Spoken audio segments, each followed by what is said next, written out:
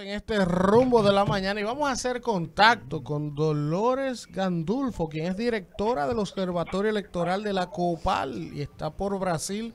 y ha tenido la gentileza de regalarnos unos minutos para hacer una panorámica completa de lo que ha ocurrido ayer en las elecciones presidenciales de Brasil. Buenos días, Dolores, un honor y un privilegio tenerte en el rumbo de la mañana. Hola, buenos días a ustedes, un placer compartir esta mañana con ustedes. Bueno, Dolores, analizamos como es lógico lo que ha ocurrido ayer en el Brasil y si pudieras desde dentro contarnos algunas perspectivas distintas de las cosas que no podemos ver desde la distancia. Ya sabemos que Lula ganó la primera vuelta a Bolsonaro por unos 5 puntos. ¿Y qué se proyecta para ese balotaje del 30 de octubre? ¿Hacia qué lado está más inclinada la candidata senadora que quedó en tercer lugar? Y algunos detalles particulares. Bueno, a ver, en primer lugar creo que a veces incluso que uno dice que las encuestas se equivocan y eso ha venido creciendo años en América Latina. La verdad que si hay algo que la mayoría de las encuestas sí planteaban era la posibilidad de que Lula esté entre el 48 y 50% y eso realmente sucedió. Creo que lo que no se esperaba en la mayoría de las encuestas era que Bolsonaro pudiese superar el 40%, llegando al 43% aproximadamente que tuvo finalmente. Y eso tiene muchas explicaciones. Por un lado, una población muy polarizada, un contexto también, que esto también tiene muchos ejemplos en la región, donde termina primando en la elección mucho más el anti un candidato que el voto propositivo y a favor de, y creo que esto adelantó un escenario de balotaje, ¿no? O sea, si bien, como marcaba usted, Simone Tebet sacó alrededor del 4% y Ciro Gómez sacó el 30%, la verdad que el voto principalmente se polarizó entre la candidatura de Lula y Bolsonaro, y esto también hace que efectivamente uno pueda visualizar también bloques un poquito más consolidados de ambos candidatos en el resto del sistema político. Recordemos que ayer no solamente se elegía presidente, sino que se elegía la Cámara de Representantes, 513 diputados, la Cámara de Senadores, 27 senadores, los gobernadores, y bueno, naturalmente eso también termina teniendo un impacto en la futura composición del Congreso. Sí es cierto que de cara a la segunda vuelta, el 30 de octubre, va a ser una elección más simplificada, ¿no? Va a ser una elección donde efectivamente se va a elegir para la presidencia y también se va a elegir en algunos estados para las reelecciones a gobernadores, ¿no? Las segundas vueltas de elecciones a gobernadores. Y ese creo que es uno de los primeros datos que hay que mirar a la hora de pensar qué puede suceder en la segunda vuelta, cómo juegan los gobernadores, porque sabemos que el voto, y sobre todo en un estado se trabaja de abajo hacia arriba, ¿no? Desde los territorios hacia arriba, y eso va a ser un rol central, tanto los gobernadores que han sido electos el día de ayer, como aquellos que tienen que competir para la gobernación el 30 de octubre. Y con respecto al voto que vos marcabas, de el voto eventual de la candidata Simone Tebet o de Ciro Gómez, a priori uno podría pensar que ya dentro de las próximas 48 horas, como lo marcó incluso la senadora Simone Tebet, van a hacer algún anuncio, pero que es un anuncio que además va a ser a título personal y que hay que ver qué hacen los partidos políticos en el caso de la candidata Tebet y en el caso de Ciro Gómez, que hace el PDT y Ciro Gómez a la hora de manifestarse. Pero también es cierto que en un sistema político, no solo brasilero, sino también en la región, donde existe una crisis de representación de los partidos políticos, sabemos que el electorado no es tan lineal ahora a la hora de inclinarse por un candidato en segunda vuelta, simplemente por el hecho de que la primera opción de la primera vuelta se equilibre para ese lado, ¿no? Ahora, Dolores, un placer, Víctor Villanueva, y valorar todo lo que nos vas narrando. Ver lo siguiente contigo. En cuanto a los resultados electorales a nivel ya de los diputados y senadores, vemos que el posicionamiento de Jair Bolsonaro y su partido político fue un resultado aplastante. Son las encuestadoras las grandes perdedoras de este proceso, que no plantearon estos resultados en cuanto al oficialismo. No, yo creo que me parece que aún por eso decía, cuando efectivamente yo creo que la metodología de las encuestas cada vez son más difíciles de abordar porque la ciudadanía también ha cambiado mucho y la ciudadanía es mucho más volátil, la ciudadanía muchas veces no dice lo que va a votar, entonces la verdad que son escenarios, por eso decía, fue un escenario bastante lineal al que planteaban las encuestas, con el diferencial por ahí de lo acotado entre Bolsonaro y entre la diferencia entre Lula y Bolsonaro, que evidentemente fue aquel índice de indecisos o de personas que no contestan la encuesta, que terminaron haciendo subir de casi 38, que planteaba la mayoría de las encuestas, a 43 a Bolsonaro. Sí, lo que creo es que independientemente de las encuestas, independientemente del resultado de ayer, independientemente del resultado del 30 de octubre, lo que está muy claro es la gran polarización de la sociedad brasileña, ¿no? Me parece que ha logrado Bolsonaro con un discurso como el que nos ha tenido acostumbrados durante esos 4 años de gobierno, con un discurso muy conservador, con un discurso muy sectario, con un discurso que planteaba, digamos, una regresión de derechos, ha logrado, y a través también de un discurso que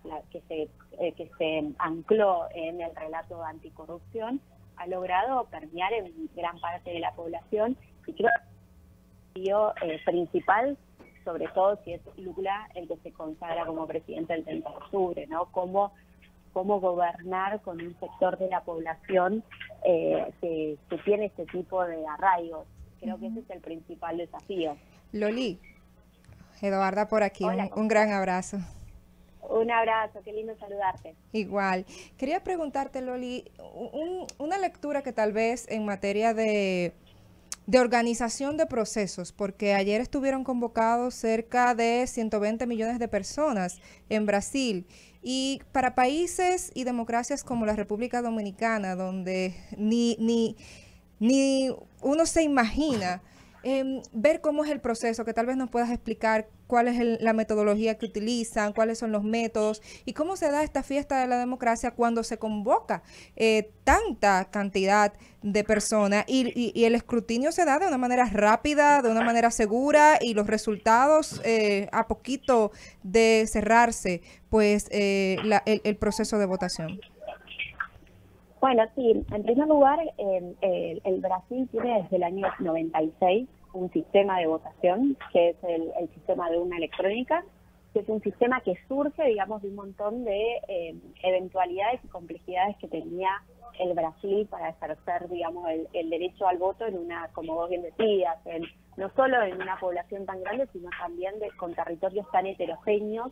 y donde efectivamente se requería, digamos, un sistema que sea accesible para el conjunto de la población. Entonces, ese desarrollo que se avanza en el 96 y que se implementa en las últimas elecciones, incluso la que lleva a la presidencia Jair Bolsonaro, las legislativas, las que llevaron a la presidencia, al Congreso a sus hijos, es un sistema que ha sido totalmente legitimado por la ciudadanía y al mismo tiempo también reconocido por las fuerzas políticas. Nosotros como observadores vinimos en un proceso también de acompañamiento al Tribunal Superior Electoral, que la verdad durante todo el cronograma electoral ha sido destino de muchísima agresión por parte de la institucionalidad de gobierno, también poniendo, digamos, a través de noticias falsas en duda la legitimidad de este sistema. Dolores. Cuando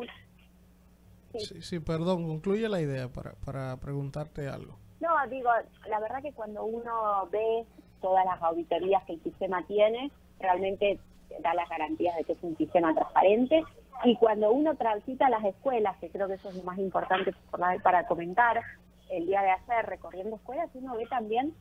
que es un sistema súper permeado a la sociedad brasilera, donde los ciudadanos van y votan de manera muy simple, donde incluso los partidos políticos no participan en todo el proceso, sino que van, ven el inicio, la puesta en cero de la máquina, y van y ven el final, y no hay ningún tipo de cuestionamiento en la diaria del proceso electoral, y creo que eso es lo que ha venido legitimando este proceso. Dolores, finalmente de mi parte, hay un elemento que tú has traído a la mesa, a este espacio, que particularmente yo no lo había analizado y que es muy importante,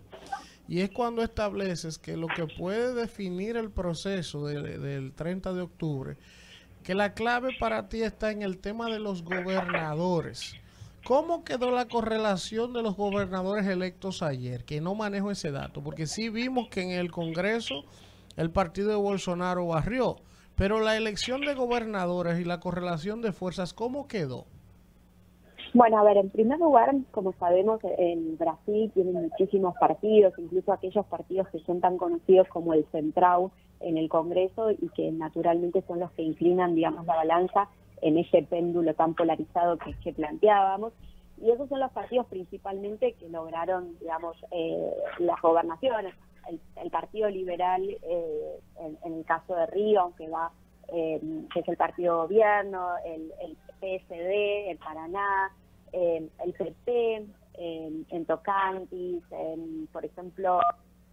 en el caso de Minas Gerais fue reelecto Romeu Zema, que es de Novo, que es un partido que también está, digamos, ligado a, si bien no en alianza, a Jair Bolsonaro. Entonces, digo,